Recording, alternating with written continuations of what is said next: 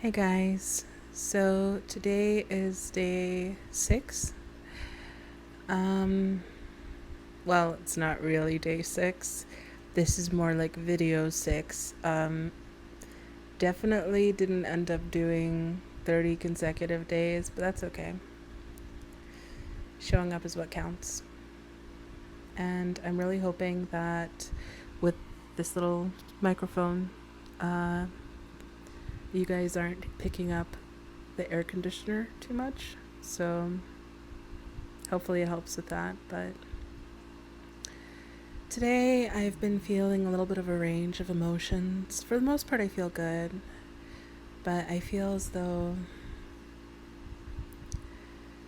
I don't know, there's just been a few things that I've been frustrated with in regards to with myself. I don't know if you guys have ever seen Avatar The Last Airbender, but there's this scene in the third season, right? The Book of Fire, or um, and it's the episode on Ember Island where Azula and Zuko and May and Ty Lee, they're all on the beach together. This is before Zuko um, changed sides and whatnot, and it was this pivotal moment where they were on the beach and they were kind of discussing their problems and issues and like why they are the way that they are. And Zuko was saying how he's angry, and they're like, "Why? Like, who are you angry at?"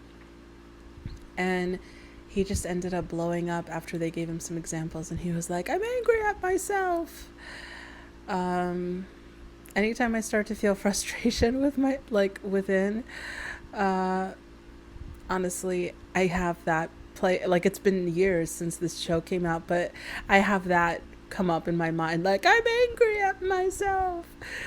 Um, yeah, I think the frustration I had been feeling with myself was related to productivity and aligned action. So, like, being consistent with this video posting and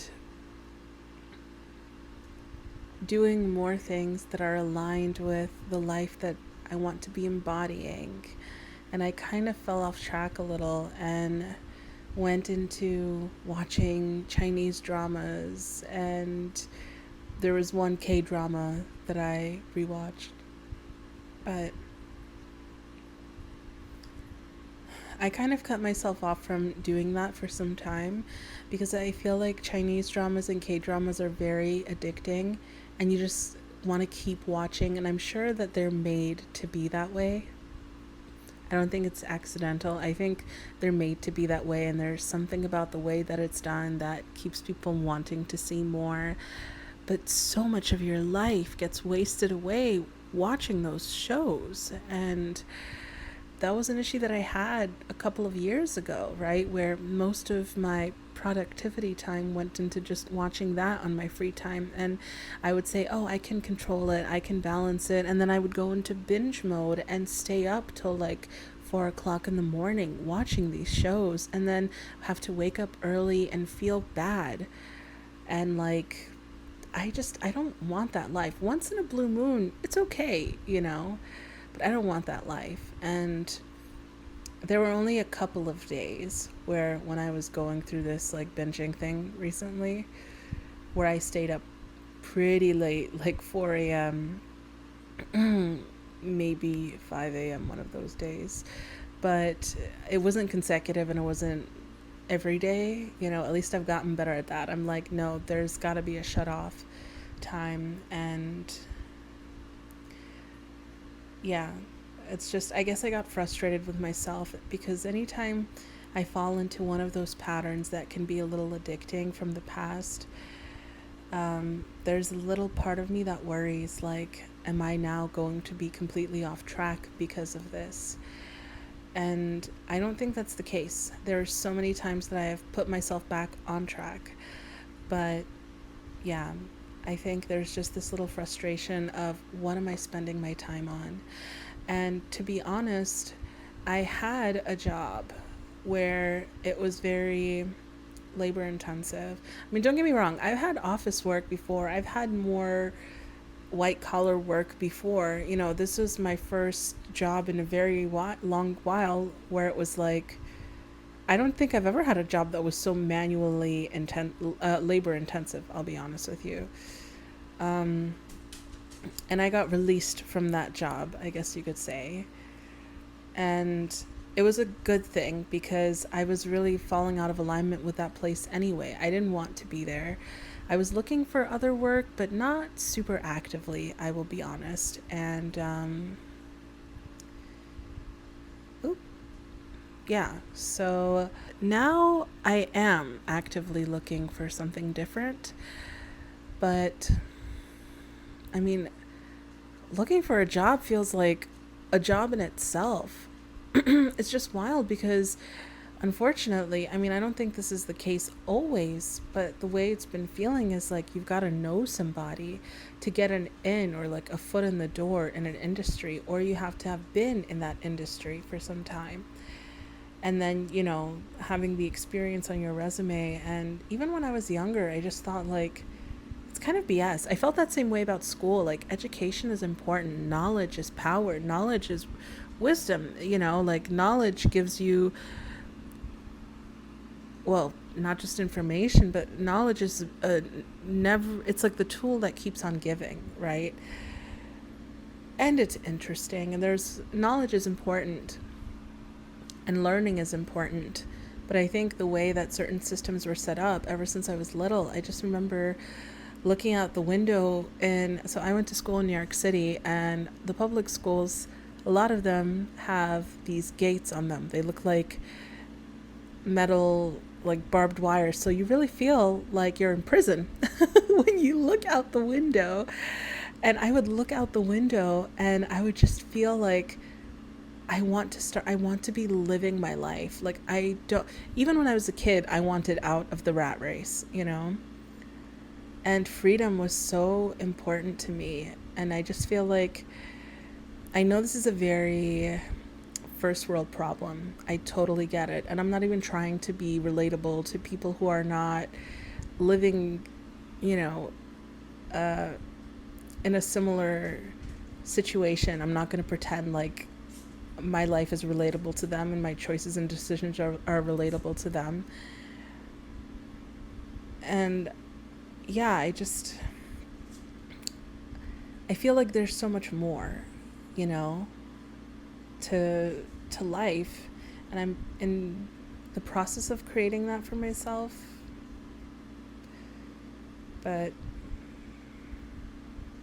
whenever I fall off track, it just feels wrong, like, because I've created momentum. And I know if I were giving advice to a client, I would say, hey, it's part of life, you know, this is how you learn. And it's how you learn. Falling off track is essential to learning. It is essential to progress because it is giving you the practice of getting on track, so that if you ever fall off track, you can trust yourself to get back up again. That's what it builds this level of resistance to adversity, right? Because you know that you are the one who kept picking yourself back up again, which means you can do it again. Even if you don't feel like you're in a place to be doing it, even if you feel off or whatever the situation may be, whatever is going on in your life, you've done it before, so you can do it again. I comprehend and understand all of that.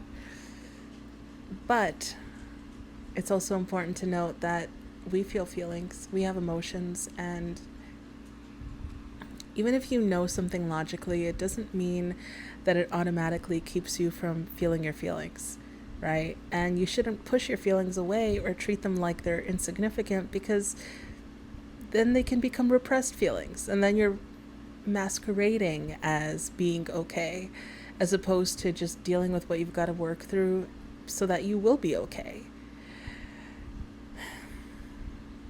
But yeah, all this to say, it's just,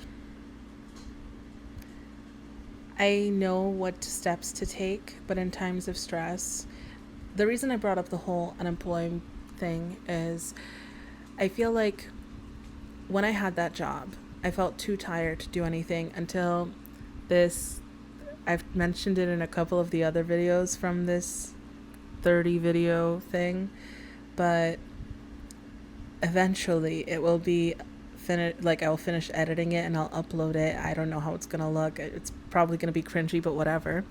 But it was like a 30-day challenge where I was gonna just commit to my business and revamping it, uh, giving it new life. And I went through this whole thing, and because I kept saying I have no energy and no time to do things with that other job, because the schedule was always out of whack. You only got one day off in a row. Um, it was I mean, at a time, not in a row. So it wasn't easy.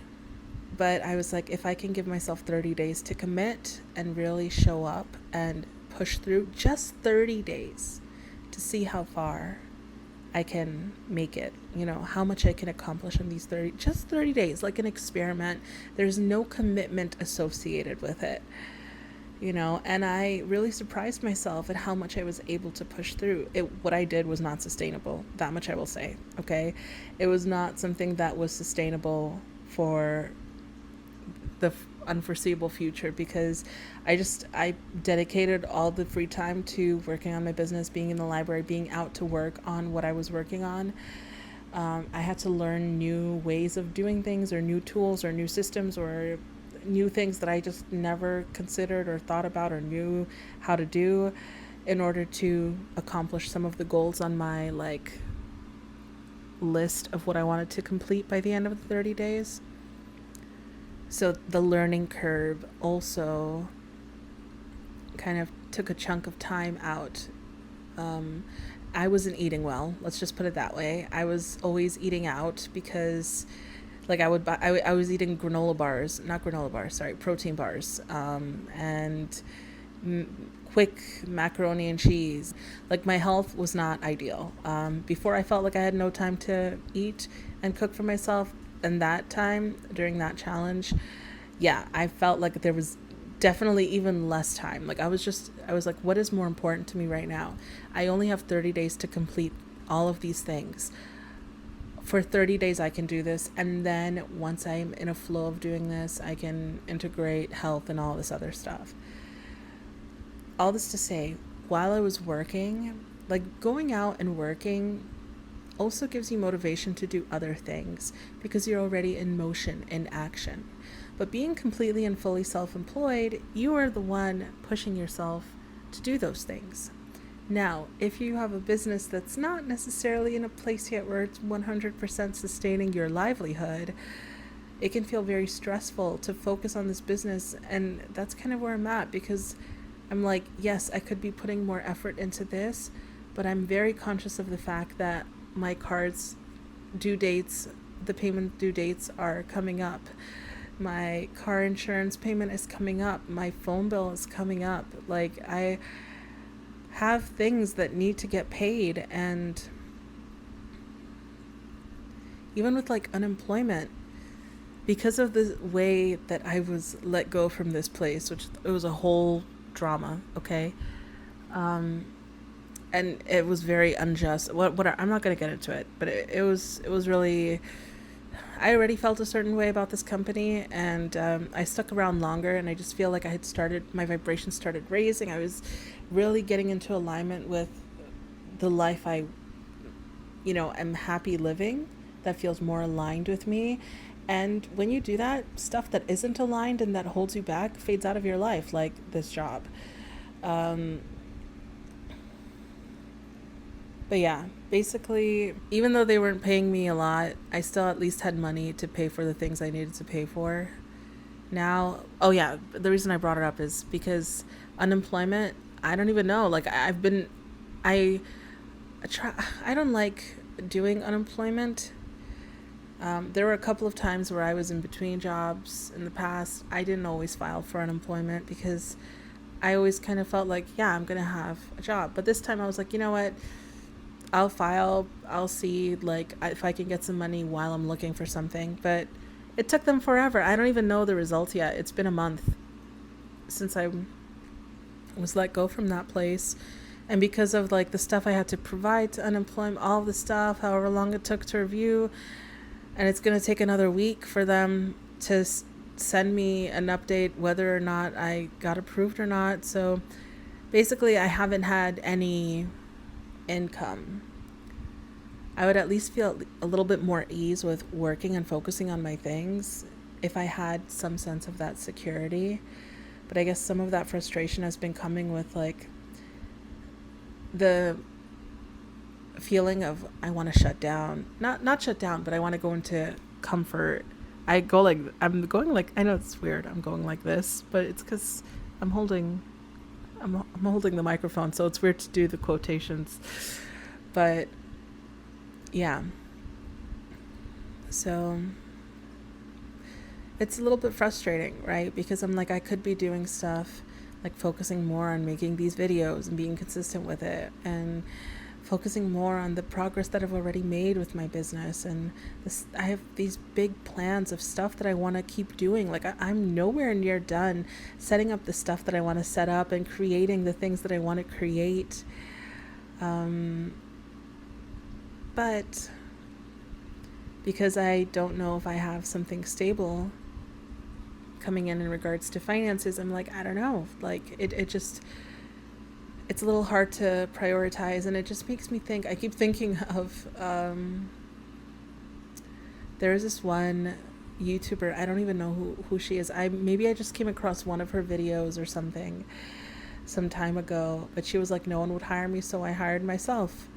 And I just keep thinking that, but I'm like, well, I need to be taking action then if that's going to be the case. And yeah. It's an uncomfortable thing to be dealing with and facing, and it kind of shakes your sense of security and stability. And I remind myself, and this is the perspective that I'm trying to take, that like, yes, having a job puts you in a mode of taking action because you're already leaving the house and taking action, and you have some kind of movement already in your life with work. But I can consider this as practice for when I'm fully self-employed and completely like just operating from the stuff that I'm doing, because I'm going to have to be self-driven anyway. But then in that case, I also understand that to be in that point in my life, I would definitely have a little bit more stability when it comes to income. So I would feel more at ease to create and do things, and wouldn't want to go into old self-nurturing patterns, which don't always really nurture myself. Or me, I should say. But yeah, that's kind of where I'm at. I'm still looking for places, and I think the like work, I mean, and I think another thing that's been a little frustrating is my resume is not bad. And because I have my own business, I've also done a lot of stuff for my business. And I put that on my resume as well, And I don't know, like I reached out to hiring agencies. I've looked online on Indeed. I've applied on other things. I even did cold calling to certain places. My last interview that was on like what, day 3 or something. That was from a cold call, you know. Nothing really happened with that though. And it's not that it's impossible to get a job. You can get a job for minimum wage, but I'm looking for something more than minimum wage. A lot of the jobs that are paying minimum wage are paying you that price for overworking. That's just the truth. Like the last job that I did was definitely not a white collar job. And it was a rude awakening. I mean, I'm not saying that I'm like, I know that I guess when I was younger, I had jobs that were not white collar jobs, you could say. But this was the most intense because of the environment, what was expected of you, the fact that they were severely understaffed. Management was, I don't know. I don't even want to get into it, but I just don't want to look for something that's minimum wage when minimum wage is not enough to sustain me. And then it may be harder to go on interviews and get other jobs because I'm doing something that requires me to be having the same level of time commitment as that last place. And then I'm like, oh, but Milka, are you just being proud? You know, is it me? Like, I don't feel like I should compromise on that. But then there's this other little voice that's like, shouldn't you compromise to give yourself some kind of stability and then keep looking? And there's the other part of me that's like, well, if I compromise on this, who knows if I'm actually going to get looking and doing it intensely, because it's easy to get comfortable the moment you have some kind of something. Yeah. Anyway, that's kind of where I'm at right now. The sun is setting, so the video quality is not the best because the night mode or whatever, I film on my phone. So, but yeah, that's kind of what's been going on. So thanks for tuning in for this little update for whoever's watching. And yeah, I'll talk to you guys soon.